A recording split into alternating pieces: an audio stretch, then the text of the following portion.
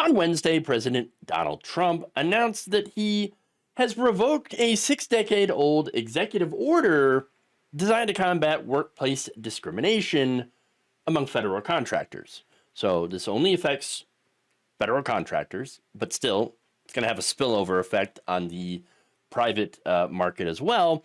Now, the rule, which was put in place by LBJ during the Civil Rights era, it's, pretty much right after the Civil Rights Act was passed, okay? And it forbade federal contractors from discriminating on the basis of race, color, religion, national origin, sex, sexual orientation, or gender identity. So, yeah, this was a really, really big executive order. And even through Republican presidents since LBJ, nobody touched it until Donald Trump. In his war against DEI, it's the war against the wokeness. Got to fight the woke. The wokers. Yeah, okay. By getting rid of literal anti-discrimination laws. Great. Now, this also explicitly required employers who accept federal contract money take affirmative action not to discriminate against job applicants or workers. Oh, so yeah, that's what it is. Affirmative action. Got to get rid of it. Got to get rid of it. Now, Trump put out a statement explaining that this was radical DEI preferencing and therefore had to be removed. We got to get rid of the DEI. We got to get rid of the wokeness. Got to just get it right out of the government because you know why? It's reverse racism. Sure. Okay. I know that's what some people believe, but that's not the reality.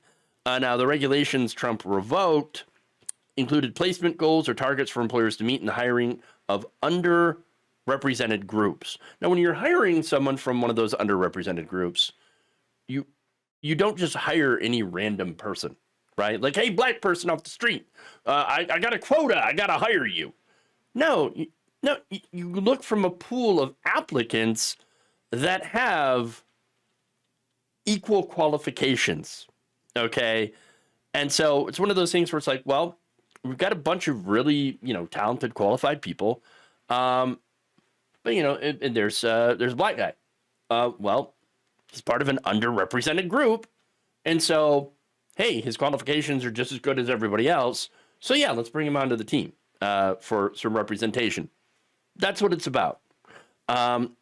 But anyway, Trump said that the Labor Department would be forbidden from pushing contractors to balance their workforce based on race, sex, gender identity, sexual preference, or religion, and called his order rolling back the 60-year protections as, quote, the most important federal civil rights measure in decades. So rolling back civil rights somehow is actually helping civil rights.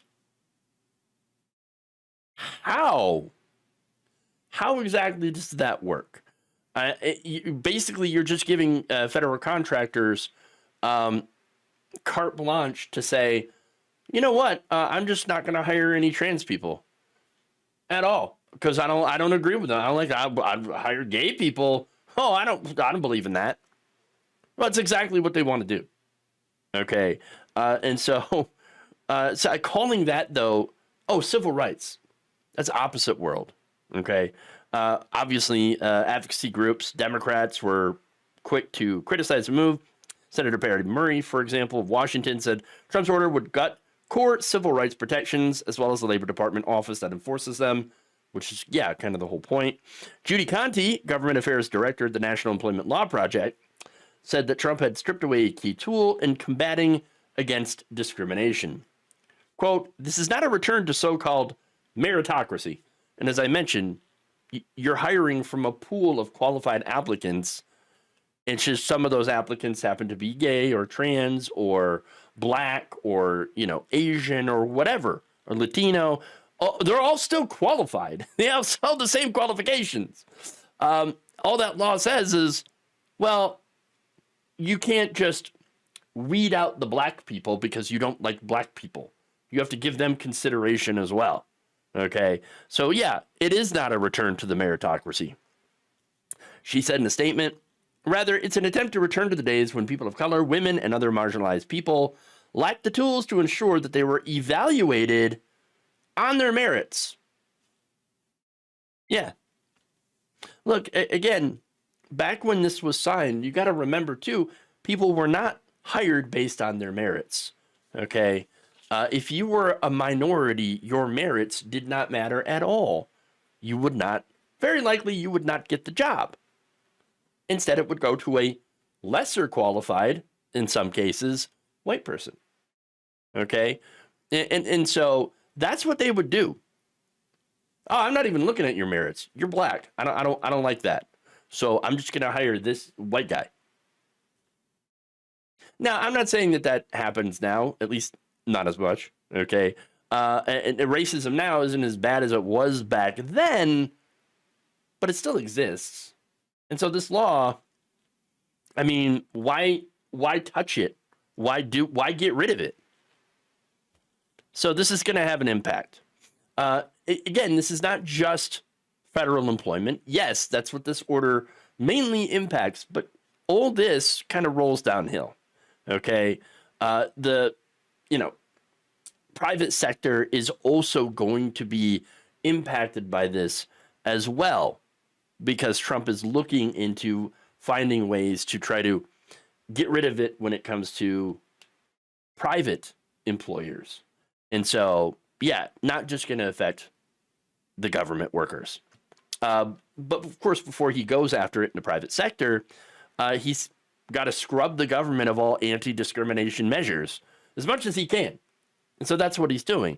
Now, this is one of the methods that he's using. Another is literally telling federal employees, hey, you should snitch on your coworkers.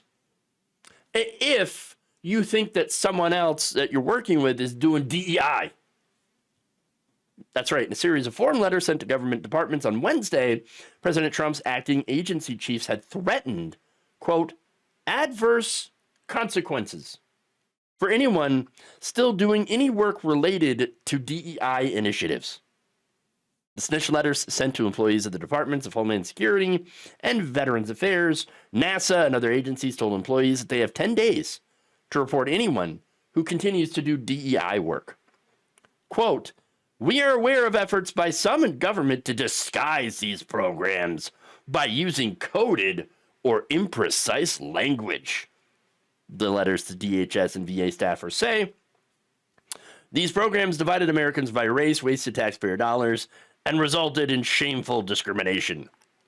Now, of course, a lot of government workers that have gotten these letters are like, they're not happy about this. They're pretty pissed, actually. And they have been leaking to Ken Klippenstein, okay, over in his Substack, telling him that, you know, we're pissed off about this. And that's, oh boy.